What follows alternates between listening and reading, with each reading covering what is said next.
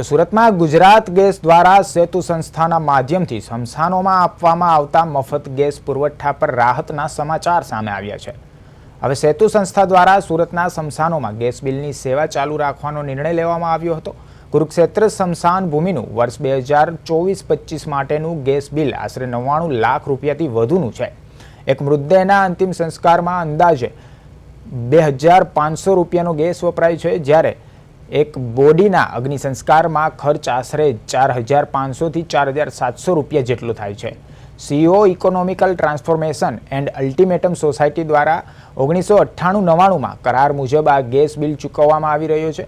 કુરુક્ષેત્ર સ્મશાન ભૂમિના પ્રમુખ કમલેશ સેલરે કહ્યું હતું કે સેતુ સંસ્થા દ્વારા સેવા યજ્ઞ ચાલુ રાખવાનો નિર્ણય પ્રશંસનીય છે અને તેમણે આ માટે આભાર પણ વ્યક્ત કર્યો હતો। પર્યાવરણની જાગૃતિ જાળવણી રાખવા માટે લાકડાનો ઉપયોગ ઓછો કરવો જોઈએ। આ સેવા ચાલુ રાખવી એ મહત્વપૂર્ણ છે।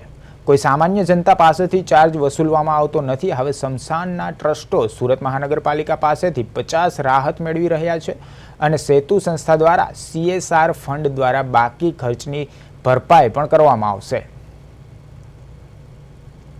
જે રીતે સ્મશાન ભૂમિમાં જે રીતે સેતુ સંસ્થા દ્વારા ક્યાંક ને ક્યાંક જે ગેસનો જે પુરવઠો હોય છે અને તેમાં તબક્કાવાર ઘટાડો કરવાની જાહેરાત કરી હતી, પરંતુ હવે જે રીતના વાત કરીશું અને જે રીતે ટ્રસ્ટીના આપણે અહીંના કુરુક્ષેત્ર સ્મશાન ભૂમિના પ્રમુખ છે તેમની સાથે જાણીશું અને વાત કરીશું શું કેવું છે। કમલેશભાઈ, શું કહેશો? જે રીતનો આખું સેતા સંસ્થા દ્વારા ઘટાડો કરવામાં આવ્યો હતો, અત્યારે કેવી પરિસ્થિતિ અને કેવી માંગણીઓ હતી?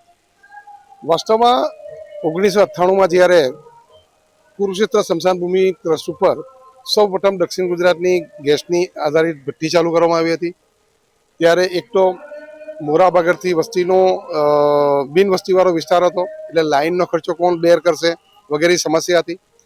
સદનસીબે તત્કાલીન તે વખતના ડેપ્યુટી કમિશનર જે આપણા હતા હેલ્થના આરપી સિન્હા સાહેબ, એના ભાઈએ જ ગુજરાત ગેસના બી MD હતા સિન્હા સાહેબ, અને ત્યારે જ ગુજરાત સરકારના પર્યાવરણ મંત્રી હતા ભગુભાઈ વિમલ।